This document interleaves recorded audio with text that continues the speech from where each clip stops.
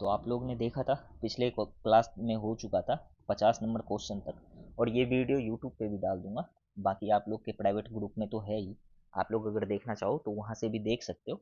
और जो ये वाले पीडीएफ से नहीं समझ में आता है, जिसको कि कुछ इंग्लिश का टर्म है, तो वो क्या करो, जितने भी हिंदी मीडियम वाले हो, जिसको कि बिल्कुल जैसे मान लो कहीं कहीं पे ना ये इंग्लिश टर्म टाइप हो चुका है, तो ये पूरा ओरिजिनल क्वेश्चन ये जहाँ पे कि आप लोग देखोगे यूपीएससी के वेबसाइट पे जाओगे ना, तो वहाँ पे मिल जाएंगे ये सारे क्वेश्चन। और सेट ए जैसे है, तो सेट ए का ही क्वेश्चन नंबर 51 है।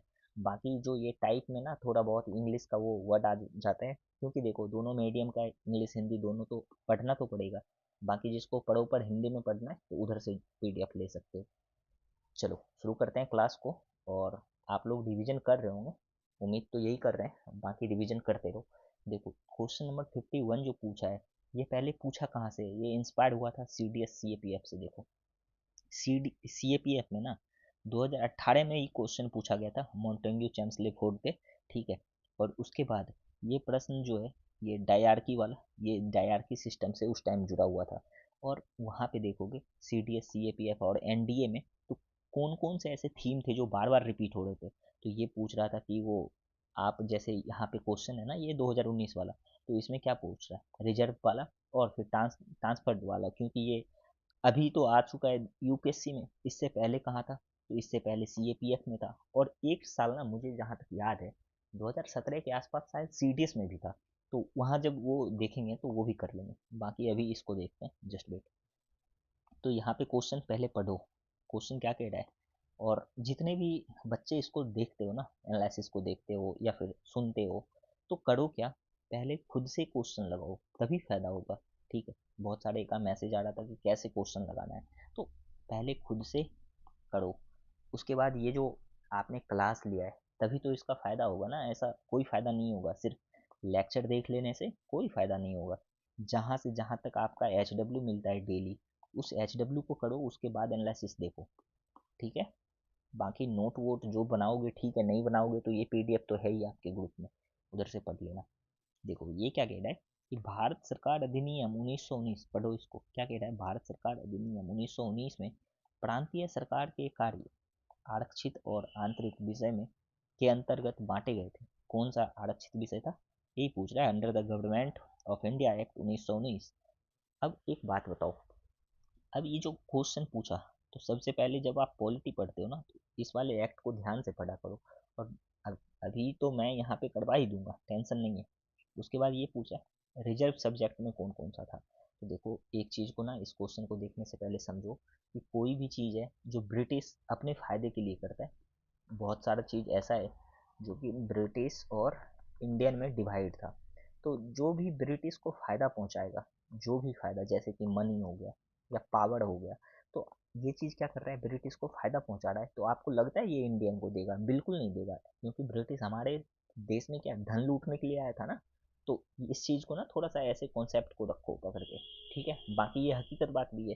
तो यहाँ पे जो बोल रहा है आरक्षित, आरक्षित में क्या होगा, मतलब जो ब्रिटिश को क्या करेगा, फायदा पहुंचाएगा, जो इसके लिए पॉजिटिव होगा, उसको कहाँ पे रखेगा, ये रिजर्व सब्जेक्ट में। और जो ब्रिटिश के लिए उतना काम का नहीं होगा, ठीक है, उतना उसके वैल्यू का नहीं होगा, तो उसको किधर रखेगा ये, उसको रखेगा ये आंतरिक विषय में, ठीक है, ट्रांसफर्ड वाले में। और इधर रहेगा इंडियन और इधर रहेगा ब्रिटिश, ठीक। अब चलो इसको समझते हैं, जस्ट वेट, इसको क्लियर करने दो। यहाँ पे देखो क्या क्या रहा है, यहाँ पे ऑप्शन में देखोगे तो ये न्याय प्रशासन, स्थानीय स्वशासन, ठीक है, लोकल सेल्फ गवर्नमेंट, उसके बाद लैंड रेवेन्यू और पुलिस है। तो इन सब में आप बताओ किससे आपको लगता है कि ब्रिटिश को फायदा होता होगा, किससे। और कौन सा इन तीन चार टर्म में कौन सा ऐसा है जो कि आपको लगता है ब्रिटिश के लिए उतना वैल्यूबल नहीं होगा, ठीक है। पहले आप दिमाग में सोचो, बाद में इसका आंसर बाद में देखेंगे। तो ये क्वेश्चन का अभी पहले थीम देखते हैं, इंपॉर्टेंट फैक्ट जानते हैं, उसके बाद आंसर पे आएंगे। तो आपने ये तो देख लिया क्वेश्चन कहाँ से इंस्पायर था, ठीक है। आगे देखो, ये देखो इसके इंपॉर्टेंट फैक्ट यहाँ पे हैं कि मोंटेग्यू चैम्सले फोर्ड रिफॉर्म जो था वो था क्या, ठीक है। तो यहाँ पढ़ो, ये क्या कह रहा है कि भारत सरकार अधिनियम 1919, ये जो है 1919 को क्या कहा गया है, मोंटेग्यू चैम्सले फोर्ड रिफॉर्म भी कहा गया है। और देखो एक बच्चा क्या बोल रहा था, इंग्लिश का पीडीएफ कौन से ग्रुप में आता है, तो इंग्लिश के पीडीएफ के लिए ना बेटा अलग ग्रुप है, उधर आता है इंग्लिश का पीडीएफ, हिंदी वाले ग्रुप में नहीं, हिंदी वाले ग्रुप में बस हिंदी का पीडीएफ आएगा, ठीक है। तो ये सब चीज़ ना बार बार आप फ़ोन करके परेशान मत क्या करो किसी को। तो ये क्या कह रहा है कि भारत सरकार अधिनियम 1919 में मॉन्टेग्यू चैम्सली फोर्ड रिफॉर्म, तो यहाँ पे देखो 1919 के अधिनियम को क्या कहा जाता है, मॉन्टेग्यू चैम्सली फोर्ड रिफॉर्म, ठीक, इतना तो समझ में आ गया पहला पॉइंट से। और इस क्वेश्चन से रिलेटेड जितने भी क्वेश्चन बन सकते हैं भविष्य में वो सब यहीं पे है, ठीक है। उसके बाद आगे देखो, इस अधिनियम ने प्रांत में द्वैध शासन जिसको डयार्की बोलते हैं वो उसको लागू किया था। तो द्वैध शासन किसके द्वारा लागू हुआ था, तो 1919 का जो अधिनियम आया था मॉन्टेग्यू चैम्सले फोर्ड रिफॉर्म उसके द्वारा, ठीक। ये 2 पॉइंट हो गए। और ये जो यहाँ पे पॉइंट लिखे पड़े हैं ये सारा जो इम्पोर्टेंट फैक्ट है ये सब CDS CAPF और NDA से लिया गया है और यूपीएससी के एग्जाम से, क्योंकि आपने देखा होगा कि जितने भी फैक्ट आते हैं उस पर भी क्वेश्चन बन जाता है। अब देखो ये बोल रहा है प्रांतीय विषय को 2 भाग में बांटा गया था, रिजर्व था और ट्रांसफर्ड था। तो इस पे गवर्नर का नियंत्रण था, जिसका गवर्नर का, और गवर्नर कौन, जो ब्रिटिश के साइड से आया था। और फिर ये आंतरिक जो कम वैल्यू का था, जो ब्रिटिश के लिए कम वैल्यू का रखता था, इस पे किसका अधिकार था, तो इस पे भारतीय मंत्री का नियंत्रण था जो कि भारत से थे। अब यहाँ पे सबसे मेन चीज जो यूपीएससी अपने एग्जाम में अलग अलग एग्जाम में पूछता है, इसको, इस वाले चीज को। तो अब बताओ अगर इतना कुछ आप एक क्वेश्चन से देख लिए हो, एक क्वेश्चन से इतना हर चीज को आपने नोट किया देखा, तो लगता है अब जब भी इस टॉपिक पे क्वेश्चन आएगा तो छूटेगा आपसे, बिल्कुल भी नहीं छूटेगा। देखो आरक्षित विषय पे, आरक्षित विषय में कौन कौन था, तो ये न्याय था, पुलिस, भू राजस्व और जल पूर्ति जैसे क्षेत्र। और आंतरिक विषय में क्या था, शिक्षा, सार्वजनिक स्वास्थ्य, कृषि, उद्योग, ये सब किसमें था, ये आंतरिक विषय में। तो इसमें किसको रखा था, इसमें रखा था इसमें इंडियन को, ठीक है। इसमें कौन था, तो इसमें ब्रिटिश खुद था, ये ध्यान रखना।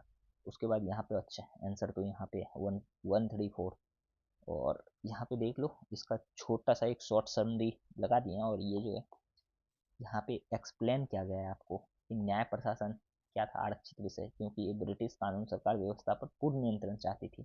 उसके बाद ये जो है स्थानीय स्वशासन, ये आंतरिक विषय।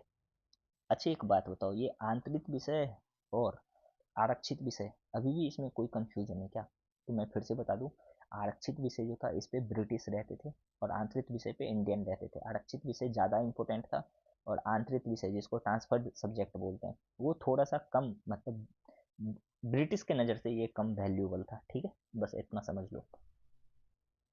अब देखो, जस्ट वेट, हाँ, तो यहाँ पे थे हम लोग, भू राजस्व, लैंड रिफॉर्म, इससे तो पैसा आता है ना, और पैसा आता है तो ये ब्रिटिश कभी देगा इंडियन को, नहीं देगा, तो ये क्या था, आरक्षित।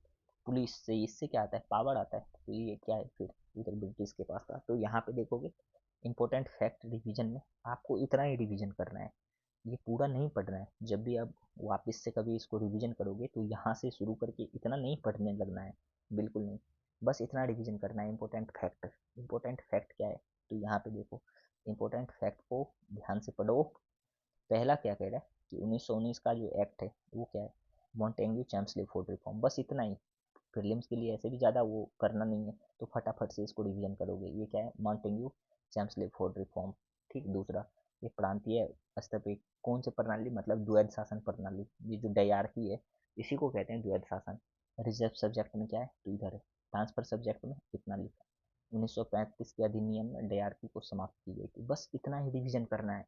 अब जिसको ये समझ में नहीं आएगा तो ऊपर इंपॉर्टेंट फैक्ट का ना पूरा सीट ही लगा हुआ है, ये देखो, ये जो है ना यहाँ पे, ये इसी का सीट यहाँ पे लगा हुआ है विस्तार से, ये वाला इसी का है।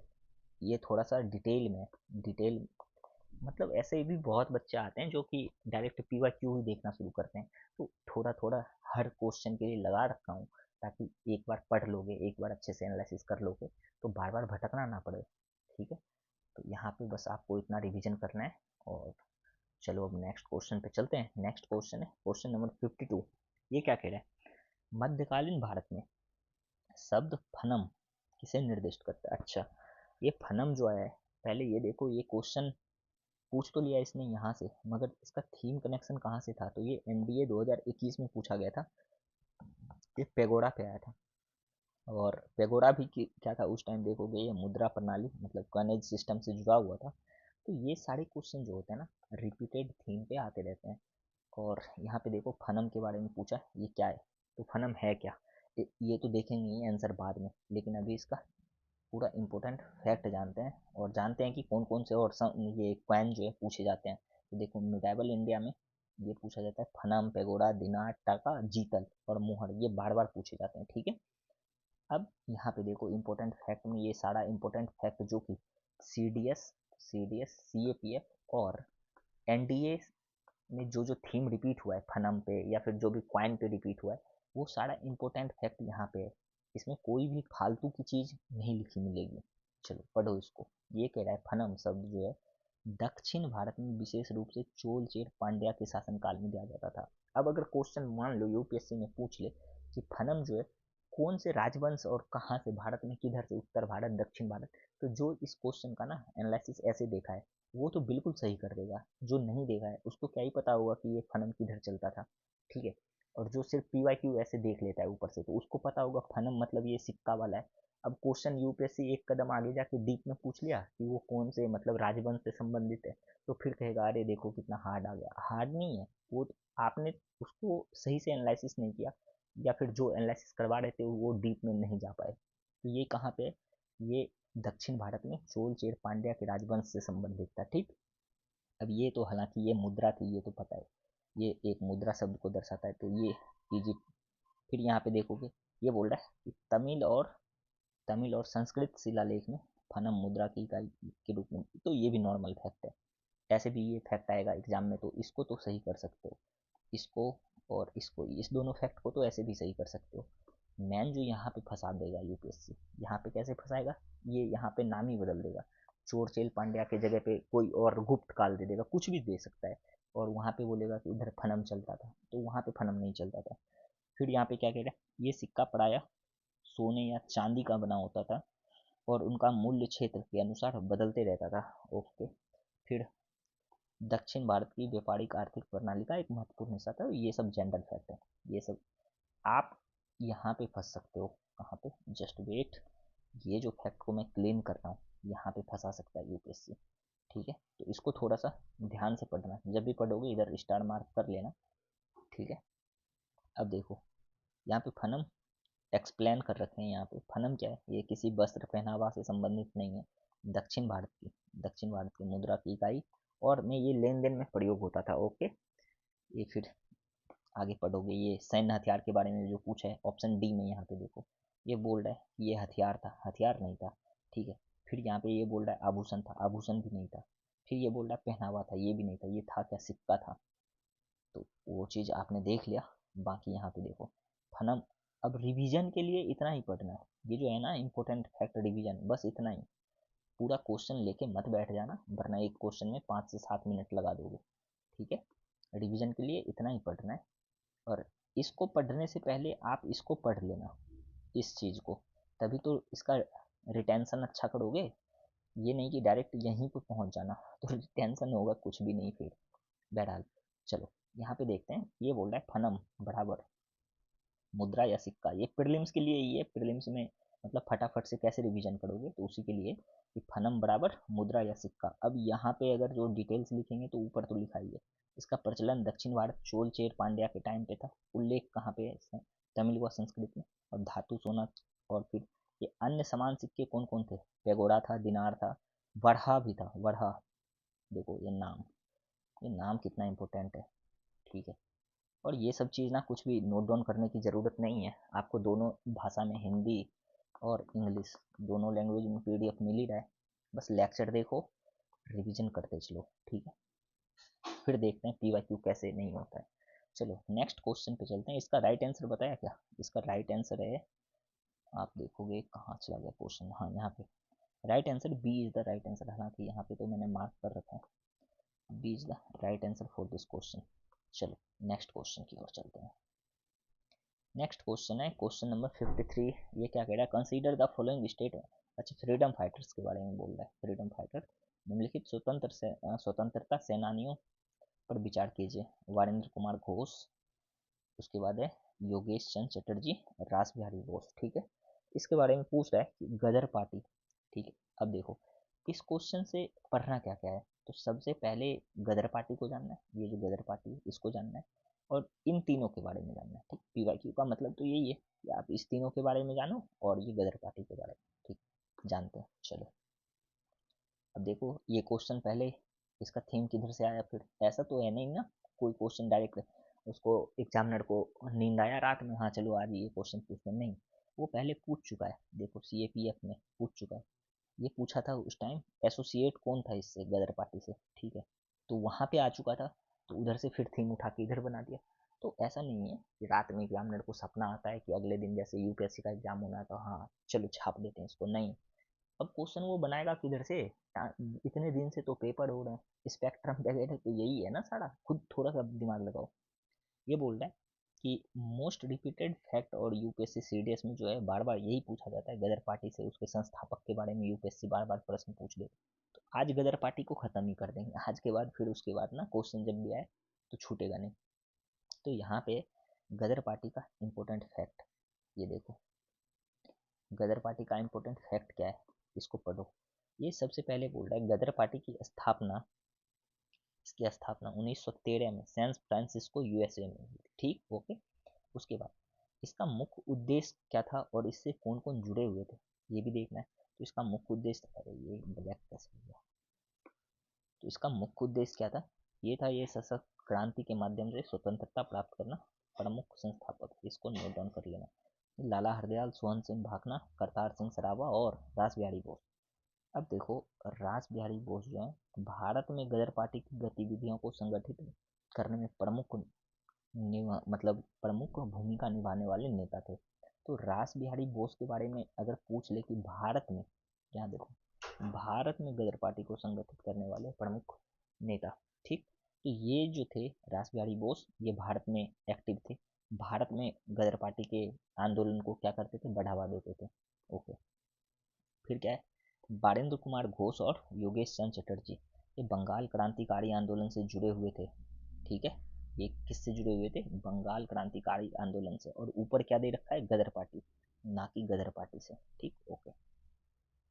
तो यहाँ पे ये पूरा है, बारेंद्र कुमार घोष ये गलत है। ठीक है, अब देखो ये कहाँ से जुड़े हुए थे, तो अनुशीलन समिति जो थी, अनुशीलन समिति, और ये बंगाल, बंगाल में देखोगे ना तो बहुत सारे ऐसे रिवॉल्यूशन हुए थे। ठीक है, और बहुत से ऐसे कमिटी बने थे, तो वहाँ पे वो सब ना बहुत इंपॉर्टेंट होता है यूपीएससी के लिए, तो ये अनुशीलन समिति से जुड़े थे। ठीक, तो उसके बाद देखोगे इसका राइट आंसर है option C is the right answer. Yogesh Chandra Chatterjee भी गलत है।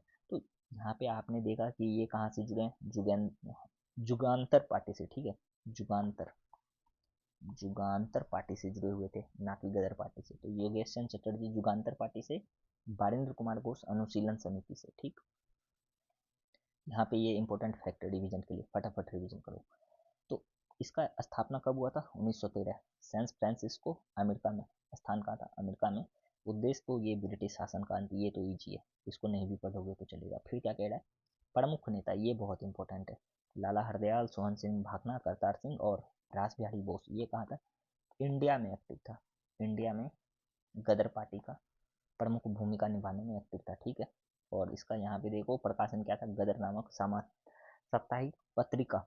ठीक, उसके बाद 1915 की योजना रास बिहारी बोस द्वारा भारत में सशस्त्र विद्रोह की योजना बनाई गई थी। तो इसका राइट आंसर क्या होगा, राइट आंसर इस क्वेश्चन का, आप लोग कहाँ पे भाग गए, कहाँ चला गया क्वेश्चन, जस्ट वेट,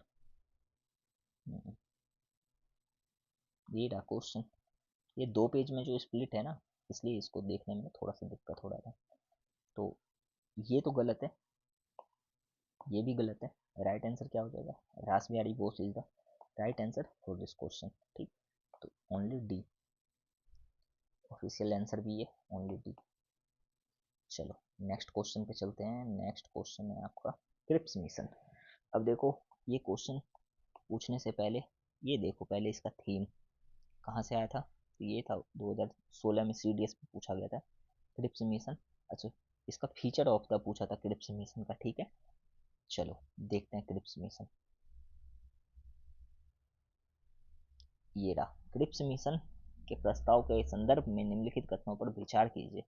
करो विचार, consider the following statement with reference to the Cripps mission proposal. इसका क्या क्या प्रपोजल था, तो यहाँ पे देखो इसने स्पष्ट बताया। और संविधान सभा में प्रांतीय विधानसभा और साथ ही भारतीय रियासतों द्वारा नामित सदस्य होंगे। ठीक है, इसका पहला स्टेटमेंट था क्रिप्स मिशन का। फिर क्या बोल रहा है, नया संविधान स्वीकार करने के लिए जो भी प्रांत तैयार नहीं होगा उसे यह अधिकार होगा कि अपनी भावी स्थिति के बारे में ब्रिटेन के साथ अलग से संधि मतलब सेपरेट एग्रीमेंट पर हस्ताक्षर करे।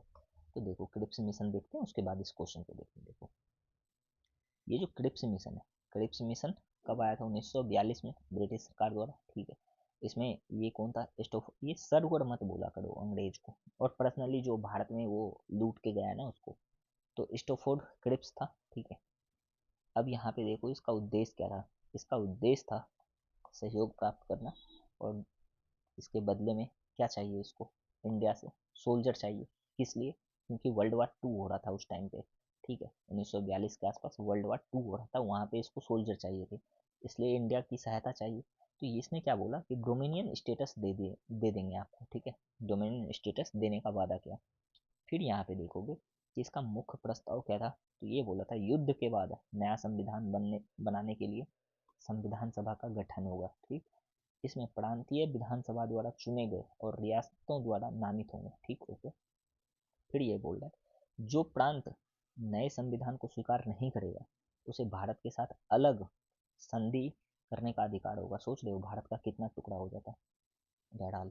फिर देखो ये क्या बोल रहा है, तत्काल में कोई भारतीय सरकार नहीं बनाई जाएगी, लेकिन एक राष्ट्र रक्षा परिषद काउंसिल बनेगी। It's okay. अब देखते हैं इसका राइट आंसर जो है, ये जो बोल रहा है, तो अब इसको पढ़ो और बताओ इसका राइट आंसर क्या हो सकता है। तो इसका राइट आंसर आप बताओगे, यहाँ पे जस्ट वेट। हाँ, इसका राइट आंसर क्या है, क्रिप्स मिशन के बारे में विचार कीजिए। संविधान सभा में प्रांतीय विधानसभा के साथ भारतीय राष्ट्र शामिल, बिल्कुल सही है। नया संविधान स्वीकार करने के लिए जो भी प्रांत तैयार नहीं होगा उसे यह अधिकार होगा कि अपनी भावी स्थिति के साथ ब्रिटेन के साथ अलग से संधि करे। तो ये भी राइट है, मतलब C is the right answer for this question. तो आपने इस क्रिप्स मिशन से इम्पोर्टेंट जितने भी इसके फैक्ट थे वो भी जान लिया, और जो भी इससे क्वेश्चन आए थे वो जान लिया। अब इसका एक्सप्लेनेशन देखते हैं। संविधान सभा की संरचना करने वाली ये बोल रहा है विधानसभा द्वारा चुने गए भारतीय रियासत, बिल्कुल सही था। अलग से संधि का अधिकार था, तो ये भी है, राइट है ये भी। अब रिवीजन के लिए बस इतना पढ़ना है, ज़्यादा नहीं। वर्ष कौन सा था, 1942, क्रिप्स मिशन से रिलेटेड है। नेता कौन था, फिर मुझे ना जो टाइपिस्ट है उसको कहना पड़ेगा, ये अंग्रेज के बारे में ना कभी सर वर्ड मत लिखो। फिर यहाँ पे स्टोफोर्ड क्रिप्स था। उसके बाद देखो प्रमुख प्रावधान क्या था इसका, संविधान सभा का गठन, डोमिनियन स्टेटस की गारंटी, को स्वीकार करने पर अलग संधि का अधिकार।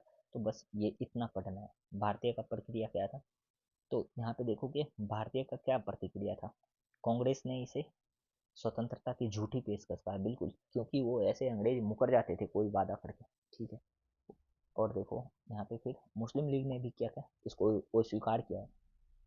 अब देखो नेक्स्ट क्वेश्चन, क्वेश्चन नंबर 55।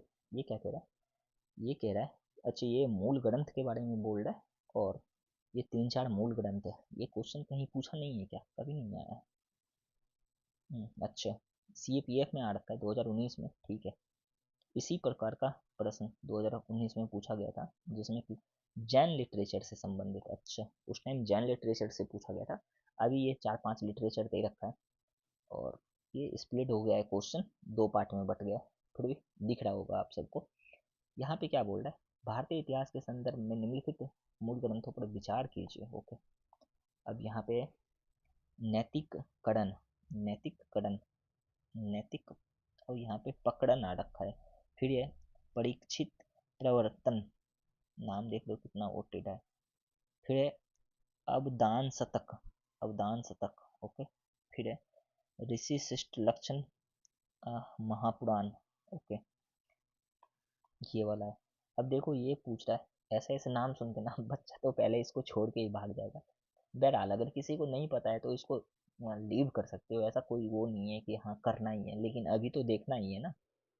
और ये क्वेश्चन ऐसा नहीं है, जितने भी यहाँ पे क्वेश्चन पूछता है ना यूपीएससी, या तो उसका कहीं पे थीम रिपीट होता है, या फिर कहीं से वो कहीं ना कहीं से वो क्वेश्चन इंस्पायर्ड होता है, डायरेक्ट ऐसा नहीं है कि मतलब डायरेक्ट उठ के पूछ लिया। अब इसके पीछे कारण क्या था, 2019 में पूछा था जैन लिटरेचर से संबंधित, तो उसके बाद ये घुमा दिया उधर। अब देखो ये जो है यहाँ पे यूपीएससी बार बार कैसा प्रश्न पूछता है जिसमें कि ये पहचानना होता है, जिसमें पहचानना होता है कि कौन बौद्ध जैन धर्म वाले, आप लोग भी देखे होंगे, ठीक है। अब यहाँ पे जो है जैसे कि जैन धर्म से संबंधित प्रसिद्ध ग्रंथ जो है जिसको कि यूपीएससी बार बार पूछा है, इसमें कौन है, परीक्षित प्रतपड़न, ठीक है। उसके बाद है ऋषि, इसको क्या पढ़ोगे, ऋषि श्लिष्ट लक्षण महापुराण, नाम देखो याद कैसे कर पाओगे इसको, जैसे भी अगर ध्यान आ रहा है ना कुछ निमोनिक्स वगैरह बना के याद रख लो इसको। फिर है नयो धम्मो कहा ओ, ये पढ़ने के साथ ही भूल भूल जाते हैं बच्चे, बहरहाल देखो अगर नहीं याद होता है ना तो इतना टिपिकल को छोड़ दो, लीव करो, science technology polity economy geography बहुत सारे वो है, जरूरी नहीं है कि जो याद नहीं हो रहा है तो उसी को याद करेंगे तभी होगा, ऐसा कोई बात नहीं। बाकी यहाँ पे इंपॉर्टेंट फैक्ट आपके लिए लिख दिया गया है। नैतिक कड़न ये क्या है, नैतिकता और आचरण से जुड़ा ग्रंथ है, इसमें जीवन के मूल्य का वो चर्चा किया गया था। अब देखो ये जो है परीक्षित प्रण, परीक्षित तप्रण, ये क्या है, ये जैन आचार्य जो था हेमचंद्र, 12वीं शताब्दी द्वारा रचित एक जैन तीर्थंकर और महान पुरुष की वो थे। तो ये रचा कौन है, हालांकि ऐसे इसका नाम ही इतना कलिष्ठ है, बाकी इसका वो देखोगे तो हेमचंद्र, हेमचंद्र इसका रचना करते हैं, जो कि 12वीं शताब्दी में जैन धर्म से संबंधित थे। तो आप लोग को ना कोई कुछ अलग से सर्च वर्च करने की ज़रूरत नहीं है, सारा कुछ जितना भी एनालिसिस हो सकता है, जितना भी सर्च हो सकता है, जितना डीप वर्क हो सकता है, सब यहाँ पे करके आपको मिल रहा है, बस आप पढ़ो रिवीजन करो। फिर ये क्या है, अवदान, अवदान शतक, ये क्या है, ये बौद्ध ग्रंथ है। तो अवदान शतक जो है बौद्ध ग्रंथ है, ये ध्यान रखना इसमें, हालांकि ये इतना ज़रूरत नहीं है, ये जो है ना ये वाला, ये तो ये सब उतना नो नीड। फिर देखो आगे ये क्या है, ऋषि, ये त्रिशी श्लिष्ट लक्षण महापुराण, ये भी जैनाचार्य हेमचंद्र द्वारा लिखा गया है। तो हेमचंद्र थे क्या, तो ये जैनाचार्य थे, ये ध्यान रखना, हेमचंद्र क्या थे, जैनाचार्य। अब देखो नेक्स्ट अगर बढ़ोगे इसके एक्सप्लेन सेक्शन को देखोगे तो यहाँ पे एक्सप्लेन सेक्शन में ये सारे शॉर्ट में मैंने एक्सप्लेन कर रखा है। फिर आगे देखो डिवीजन के लिए बस इतना ही डिवीजन करना है, ये प्रीक्षिप्त ब्रन, ये क्या है, प्रीक्षिप्त ब्रन, ये है जैन आचार्य, जैन धर्म से संबंधित है, आचार्य हेमचंद्र द्वारा रचित। और त्रिशिलिष्ट लक्षण महापुराण, ये जैन, ये भी जैन ग्रंथ है। अवदांस तक ये तो बौद्ध ग्रंथ है, ठीक है। और देखो ये जो है नीतिकरण, ये नैतिकता पर आधारित ग्रंथ के रूप से, ये जैन ग्रंथ नहीं है, ये बौद्ध ग्रंथ होगा। फिर देखो यहाँ पे लिख लेना ये बौद्ध ग्रंथ। चलो यहाँ पे देखते हैं क्वेश्चन नंबर 56। 56 में क्या है, पढ़ो इसको। ये बोल रहा है कि निम्नलिखित में से, अच्छा इसका राइट आंसर नहीं बताया क्या, तो आपने देखा, जस्ट वेट, कहाँ चला गया,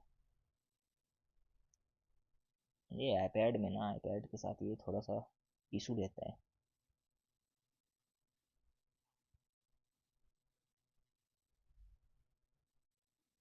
तो इसका राइट आंसर क्या होगा, इसका राइट आंसर होगा मूल ग्रंथ के, ये बोल रहा है मूल ग्रंथ पर विचार करो।